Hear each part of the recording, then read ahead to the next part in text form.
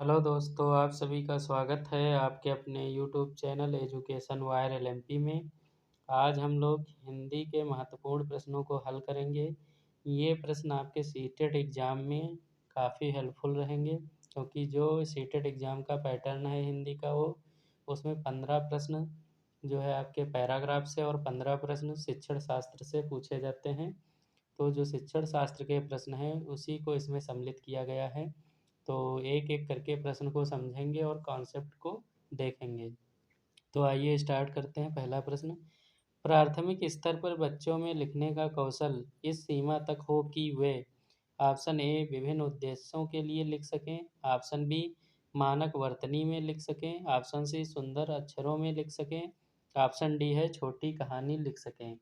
कह रहा प्राथमिक स्तर पर बच्चों में जो लिखने का कौशल है वो इस सीमा तक हो कि क्या कर सकें, वे विभिन्न उद्देश्यों के लिए लिख सकें। कह रहा मानक वर्तनी के लिए लिख सकें, सुंदर अक्षरों में लिख सकें। तो अगर बात ऑप्शन ए की करें कि यहाँ पे क्या होना चाहिए उद्देश्य, कि वो विभिन्न उद्देश्यों के लिए लिख सकें, यानी कि यहाँ पर बहुत ज़्यादा वर्तनी को लेकर या सुंदर अक्षरों को लेकर या जैसे है छोटी कहानियाँ, इन रूपों में लिख सकें, इस पे फोकस नहीं किया जाता है। केवल यह उद्देश्य रखा जाता है कि वो अपने उद्देश्यों के लिए लिख सकें, कि वो उनको लिखना आ जाए। इसलिए ऑप्शन ए सही हो जाता है। अगला प्रश्न देखते हैं। हिंदी भाषा के संदर्भ में एक महत्वपूर्ण उद्देश्य है कि बच्चे ऑप्शन ए कही या लिखी गई बात का आलोचनात्मक दृष्टि से परख सकें, ऑप्शन बी कही या लिखी गई बात को शब्दशः कह सकें और लिख सकें, ऑप्शन सी है अपना शब्द भंडार विकसित कर सकें, ऑप्शन डी है व्याकरण के नियमों को याद कर सकें। तो क्वेश्चन कह रहा है कि हिंदी भाषा के संदर्भ में महत्वपूर्ण उद्देश्य है कि बच्चे क्या बच्चे कर सकें। ऑप्शन ए कही या लिखी गई बातों का आलोचनात्मक दृष्टि से परख सकें। तो बिल्कुल बच्चे जो है, यहाँ यही उद्देश्य होता है हिंदी भाषा के शिक्षण में, कि बच्चे जो है कही या लिखी गई बातों को आलोचनात्मक ढंग से या दृष्टि से परख सकें। अगर बात करते हैं ऑप्शन बी की, कही या लिखी गई बातों को शब्दशः लिख सकें, तो बिल्कुल भी नहीं, क्योंकि ज्यों का त्यों लिखना जो है उस पे फोकस नहीं किया जाना चाहिए, उसको अपने ही ढंग से बच्चे प्रस्तुत कर सकें, इस पे ज़्यादा ध्यान देना चाहिए। भंडार विकसित करने चाहिए, तो रटने पे जब भी फोकस करेगा तो वो आपका निगेटिव पॉइंट्स हो जाता है। जैसे यहाँ ऑप्शन डी है व्याकरण के नियम याद कर सकें, तो ये सारे आपके क्या हैं, निगेटिव पॉइंट्स हैं। ये जो है हिंदी भाषा शिक्षण के उद्देश्य नहीं होते हैं। हिंदी भाषा शिक्षण का क्या उद्देश्य होता है, बेसिक सी चीज़ है कि हिंदी भाषा को सीखने के बाद उसको हम अपने आलोचनात्मक ढंग से प्रस्तुत कर सकें। ये नहीं है कि रट करके या चीज़ों को ऐसे प्रस्तुत किया जाए ज्यों का त्यों। अगला प्रश्न, प्राथमिक स्तर पर हिंदी भाषा का शिक्षण करते समय आप किस बिंदु पर सर्वाधिक बल देंगे। ऑप्शन ए हिंदी भाषा का सौंदर्य और आंचलिकता, ऑप्शन बी हिंदी भाषा की मानक वर्तनी, ऑप्शन सी हिंदी भाषा के मुहावरे और लोकोक्तियाँ, ऑप्शन डी है हिंदी भाषा की विभिन्न वाक्य संरचनाएं। तो कह रहा प्राथमिक स्तर पर हिंदी भाषा का शिक्षण करते समय यदि आप शिक्षक हैं तो किस बिंदु पर सर्वाधिक बल देंगे। तो इसका ऑप्शन ए सही हो जाएगा, हिंदी भाषा का सौंदर्य और आंचलिकता, यानी हिंदी भाषा का क्या सौंदर्य है, अच्छे अच्छे शब्दों का प्रयोग। अगर मानक वर्तनी की बात करें तो प्राथमिक स्तर पर मानक वर्तनी, हिंदी भाषा की मानक वर्तनी को जितना ज़्यादा जो है फोकस नहीं किया जाता है। लोकोक्ति और मुहावरे जो हैं हिंदी भाषा में, इनको भी ज़्यादा फोकस नहीं किया जाता प्राथमिक स्तर पर। केवल क्या है, हिंदी भाषा का सौंदर्य और आंचलिकता पर फोकस करना चाहिए, या इन बिंदुओं पर ज़्यादा बल देना चाहिए। अगला प्रश्न, पहली कक्षा की हिंदी भाषा की पाठ्य पुस्तक में आप किस विधा को सबसे अधिक महत्व देंगे। ऑप्शन ए डायरी, ऑप्शन बी निबंध, ऑप्शन सी कहानी, ऑप्शन डी नाटक। तो यहाँ पे क्या होगा, हिंदी भाषा की पाठ्य पुस्तक में किस विधा पे सबसे अधिक महत्व देंगे। तो इसका ऑप्शन सी होगा कहानी, क्योंकि कहानी बच्चों को इंटरेस्टेड लगती हैं और उन कहानियों के माध्यम से बच्चे कई सारी चीज़ों को सीखते हैं। तो कहानी के द्वारा जो है हम उनको सिखा सकते हैं भाषा के प्रयोग को, तो इसलिए कहानी पे अधिक महत्व देंगे। अगला प्रश्न, पढ़ने का प्रारंभ से ही हो और किसी उद्देश्य के लिए नहीं, उद्देश्य के लिए हो। पढ़ने का प्रारंभ से ही हो, किसी उद्देश्य के लिए हो। ऑप्शन ए वाक्य से ही हो किसी उद्देश्य के लिए। ऑप्शन बी है अर्थ से हो। ऑप्शन सी है अक्षर से हो। ऑप्शन डी है शब्द से हो। तो यहाँ क्या हो जाएगा, हिंदी भाषा का प्रारंभ अर्थ से ही हो, अर्थ से ही हो किसी उद्देश्य के लिए हो, यानी अर्थ पूर्ण होना चाहिए और कोई उद्देश्य होना चाहिए उसको पढ़ने का। अगला प्रश्न, भाषा अर्जित करने के संदर्भ में कौन सा कथन उचित नहीं है। ऑप्शन ए बच्चे भाषा के नियमों को आत्मसात करते हैं। ऑप्शन बी है बच्चों को नियम बनाना सिखाया जाता है। ऑप्शन सी है यह एक सहज प्रक्रिया है। और ऑप्शन डी है यह एक स्वाभाविक प्रक्रिया है। तो भाषा अर्जित करने के संदर्भ में कौन सा कथन उचित नहीं पूछ रहा है, यहाँ कह रहा है कौन सा कथन जो है उचित नहीं है। तो अगर पहले कथन की बात करें, बच्चे भाषा के नियमों को आत्मसात करें, तो बिल्कुल उनको आत्मसात कराने पे फोकस करते हैं।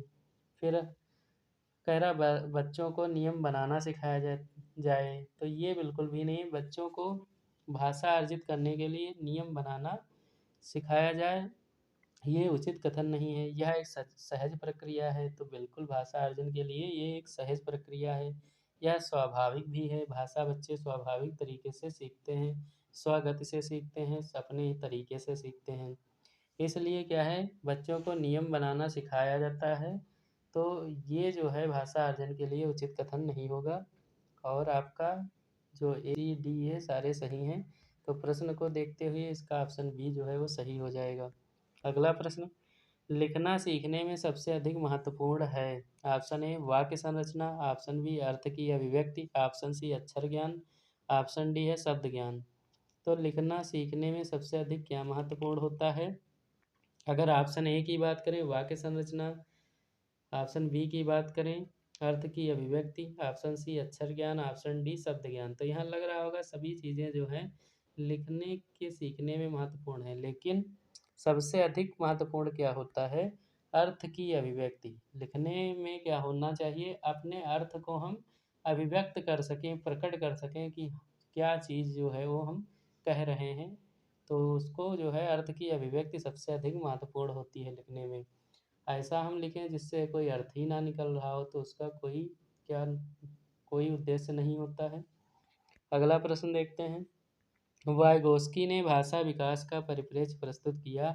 ऑप्शन ए व्यवहार सांस्कृतिक, ऑप्शन बी संज्ञानवादी, ऑप्शन सी व्यवहारवादी, ऑप्शन डी समाज सांस्कृतिक। तो वाइगोस्की ने जो भाषा विकास का परिप्रेक्ष्य प्रस्तुत किया वो कैसा परिप्रेक्ष्य था। तो पहले वाइगोस्की के नियम को जान लेते हैं। इनका जो सिद्धांत है वो सामाजिक विकास का सिद्धांत कहलाता है। सामाजिक विकास, अब यहाँ से कॉन्सेप्ट लगा सकते हैं कि इन्होंने किस पे फोकस किया होगा, समाज पे फोकस किया होगा, समाज के द्वारा भाषा अर्जन पे। तो यहाँ पे क्या हो जाएगा, जब समाज में रहेंगी तो संस्कृत भी उससे जुड़ी रहेगी, इसलिए इसका ऑप्शन डी जो है वो सही हो जाता है। समाज सांस्कृतिक परिप्रेक्ष्य प्रस्तुत किया भाषा विकास के लिए। अगला प्रश्न, बहुभाषिक कक्षाओं में बच्चों की घर की भाषा को स्थान देने की दृष्टि से कौन सा कार्य सर्वाधिक प्रभावी है। ऑप्शन ए हिंदी भाषा में सुनी कहानी को अपनी भाषा में कहो। ऑप्शन बी अपनी भाषा में अपनी पसंद का कोई गीत सुनाओ। ऑप्शन सी हिंदी भाषा के शब्दों को अपनी भाषा में कहो। ऑप्शन डी है हिंदी भाषा के शब्दों को अपनी भाषा में लिखो। तो बहुभाषिक कक्षा, बहुभाषिक का मतलब उसमें बहुत सारी अलग अलग क्षेत्रों की भाषाओं से सीख करके बच्चा आ रहा है, उसको बहुभाषिक। कोई अपनी मातृभाषा का प्रयोग कर रहा है, कोई जो है अंतर्राष्ट्रीय भाषा, या कोई लोकल लैंग्वेज, सब अपनी अपनी लोकल लैंग्वेज का प्रयोग करते हैं, तो उसको बहुभाषिक कक्षा कहते हैं। तो इसमें कह रहा है बच्चों की घर की भाषा को स्थान दिया जाता है, तो वो स्थान देने का सर्वाधिक प्रभावी क्या होगा, कौन सा कार्य। अगर ऑप्शन ए की बात करें, उनसे कहें बच्चों से हिंदी भाषा में सुनी कहानी को अपनी भाषा में कहो, या कहें अपनी भाषा में अपनी पसंद का कोई गीत सुनाओ, या कहें हिंदी भाषा के शब्दों को अपनी भाषा में कहो, या ऑप्शन डी है हिंदी भाषा के शब्दों को अपनी भाषा में लिखो। तो इसका आपका सबसे बढ़िया हो जाएगा ऑप्शन बी, अपनी भाषा में अपनी पसंद का कोई गीत सुनाओ। तो यहाँ बच्चों को बाउंड नहीं किया जा रहा है, उन्हें अपनी अभिव्यक्ति करने का पूरा अवसर मिल रहा है, क्योंकि गीत भी जो है वो कहा जा रहा अपनी पसंद का सुनाओ, अब भाषा भी अपनी प्रयोग करनी है, तो बच्चा पूर्ण रूप से यहाँ पे स्वतंत्र है, इसलिए यहाँ इसका ऑप्शन बी सही हो जाएगा। अगला प्रश्न देखते हैं। कक्षा 5 के बच्चों की हिंदी भाषा का आकलन करने में कौन सा प्रश्न सर्वाधिक उपयोगी है? ऑप्शन ए, गया कैसा व्यक्ति था? ऑप्शन बी, हीरा समझदार था या मोती क्यों? ऑप्शन सी, झूरी के कितने बैल थे? और ऑप्शन डी, झूरी के बैलों के नाम बताइए। तो कक्षा 5 के बच्चों की अगर हिंदी भाषा का आकलन करना है तो इनमें से कौन सा प्रश्न सर्वाधिक उपयोगी रहेगा? तो यहाँ एक बात कॉन्सेप्ट हम लोग बात कर लेते हैं। वही प्रश्न सर्वाधिक उपयोगी रहेगा जिस प्रश्न में बच्चे को अपनी अभिव्यक्ति करने का पूर्ण अवसर मिल रहा है। तो गया कैसा व्यक्ति था? तो गया जो है उसके 1-2 पॉइंट्स उसको मिलेंगे, बता देगा कैसा व्यक्ति था, ईमानदार था, लालची था या जैसा भी। अगर ऑप्शन बी की बात करें, हीरा समझदार था या मोती क्यों? तो यहाँ पे ज़्यादा उसको सोचने के लिए अवसर प्रदान किए जाएंगे कि हीरा ज़्यादा समझदार था या मोती, अगर था इनमें से कोई तो क्यों था, तो इसमें अपने विचार बच्चे प्रस्तुत करेगा। अगर ऑप्शन सी की बात करें, झूरी के कितने बैल थे, तो बता देगा नॉर्मल से कितने बैल थे। ठीक है, झूरी के बैलों के नाम तो डायरेक्ट बता देगा। तो इन तीनों प्रश्नों में ए, सी और डी में ए, सी और डी में बच्चे का चिंतन कैसा है? मूर्त चिंतन है, लेकिन बी में बच्चे का अमूर्त चिंतन है, अपनी अभिव्यक्ति करेगा, इसलिए सर्वाधिक उपयोगी प्रश्न यहाँ यही हो जाएगा, हीरा समझदार था या मोती क्यों। अगला प्रश्न देखते हैं। हिंदी भाषा के आकलन का मुख्य उद्देश्य है। ऑप्शन ए, प्रभावी भाषा प्रयोग में बच्चों की मदद करना। ऑप्शन बी, भाषा प्रयोग संबंधी त्रुटियों का आकलन करना। ऑप्शन सी है बच्चों के व्याकरण ज्ञान को जानना। ऑप्शन डी है बच्चों के शब्द भंडार का आकलन करना। तो हिंदी भाषा में आकलन का मुख्य उद्देश्य क्या होना चाहिए? अगर ऑप्शन ए की बात करें, प्रभावी भाषा प्रयोग में बच्चों की मदद करना, तो बिल्कुल भाषा प्रयोग में जो है बच्चों की मदद करना, ये जो है हिंदी भाषा के आकलन का मुख्य उद्देश्य होता है। अगर ऑप्शन बी की बात करें, भाषा प्रयोग संबंधी त्रुटियों का आकलन करना, तो त्रुटियों का आकलन करना ये इसका हिंदी भाषा का कोई उद्देश्य नहीं है आकलन का। और अगर ऑप्शन सी की बात करें, बच्चों के व्याकरण ज्ञान को जानना, तो व्याकरण को के ज्ञान को जानना भी हिंदी भाषा के आकलन का उद्देश्य नहीं होता है। शब्द भंडार को जानना भी नहीं। उनको क्या करना है, बच्चों की जो भाषा प्रयोग प्रयोग का कौशल है, उस प्रयोग के भाषा प्रयोग के कौशल को बढ़ाना, और इसलिए उनकी क्या करना, मदद करना। यानी यहाँ सबसे सुटेबल ऑप्शन ए जो है आपको मिलेगा, प्रभावी भाषा प्रयोग में बच्चों की मदद करना। अगला प्रश्न। तीसरी कक्षा का मोहित अक्सर पढ़ते समय शब्दों की पुनरावृत्ति करता है, आप उसके पठन में के बारे में क्या कहेंगे? ऑप्शन ए, या अर्थ की खोज में पुनरावृत्ति करता है। ऑप्शन बी, उसे शब्द पढ़ने में कठिनाई होती है। ऑप्शन सी, उसे पढ़ना नहीं आता। ऑप्शन डी, उसे पढ़ने में बहुत कठिनाई आती है। तो अगर कोई व्यक्ति है या कोई छात्र है, वो अक्सर पढ़ते समय शब्दों की पुनरावृत्ति करता है, यानी एक शब्द को कई बार बोलता है, तो उसके पठन के बारे में क्या होगा, वह अर्थ की खोज में पुनरावृत्ति। जैसे हम लोगों को कोई शब्द का अर्थ नहीं पता होता तो हम नेचुरली उसको कई बार बोलते हैं, याद करने का प्रयास करते हैं, तो ऐसे ही वो उस अर्थ की खोज में पुनरावृत्ति करता है। बाकी उसे ना तो पढ़ने में कोई कठिनाई है, या उसे पढ़ना नहीं आता, या बहुत अधिक कठिनाई, इनसे कोई प्रकार का रिलेशन नहीं है, केवल यह है अर्थ की खोज में पुनरावृत्ति करता है। अगला प्रश्न। भाषा सीखने में सीखने की प्रक्रिया में सबसे कम महत्वपूर्ण है। ऑप्शन ए, भाषा शिक्षण की पद्धति। ऑप्शन बी, भाषा का परिवेश। ऑप्शन सी, भाषा की पाठ्यपुस्तक। और ऑप्शन डी है भाषा का आकलन। तो यहाँ कह रहा है कि सबसे कम महत्वपूर्ण क्या है भाषा सीखने में, तो इसका हो जाएगा ऑप्शन सी, भाषा की पाठ्यपुस्तक। पाठ्यपुस्तक में ही सीमित रहकर छात्र कोई ज़रूरी नहीं है भाषा सीख पाएँ, वो अलग अलग शिक्षण पद्धतियों, परिवेश के द्वारा और आकलन के द्वारा भी भाषाएं सीख सकते हैं, इसलिए सबसे कम महत्वपूर्ण यहाँ पाठ्यपुस्तक हो जाएगा। अगला प्रश्न। भाषा शिक्षक के लिए ज़रूरी है कि वे भारतीय भाषाओं की फिर भरना है को स्वीकार करें और समृद्ध साहित्य को भरना है की दृष्टि से देखें। तो यहाँ क्या करना है, भारतीय भाषाओं को ऑप्शन ए, विविधता को स्वीकार करें, समृद्ध साहित्य की को सराहना की दृष्टि से देखें, या भारतीय भाषाओं की सराहना को स्वीकार करें और समृद्ध साहित्य को विविधता की दृष्टि से देखें, या भारतीय भाषाओं की जटिलताओं को स्वीकार करें और समृद्ध साहित्य को साहित्यिक की दृष्टि से देखें। अगला ऑप्शन है डी, विषम भारतीय भाषाओं की विषमताओं को स्वीकार करें और समृद्ध साहित्य को सराहना की दृष्टि से देखें। तो इसका आपका कौन सा सही हो जाएगा? ऑप्शन ए सही हो जाएगा। भारतीय भाषाओं को विविधता की जो भारतीय भाषाओं की विविधता है इसे स्वीकार करना चाहिए, और जो समृद्ध साहित्य है इसकी सराहना इसको सराहने की दृष्टि से देखना चाहिए। अगला प्रश्न, पहली कक्षा के बच्चों के साथ कविता गायन के बाद आप क्या करेंगे? मतलब पहली कक्षा के बच्चे हैं, उनके साथ में कविता गानी है, उसके बाद क्या करें? ऑप्शन ए, बच्चों को कविता में आए 5 शब्द बताने के लिए कहें। ऑप्शन बी, बच्चों से कहें कि वे अपनी भाषा में अपनी पसंद की कोई कविता सुनाएं।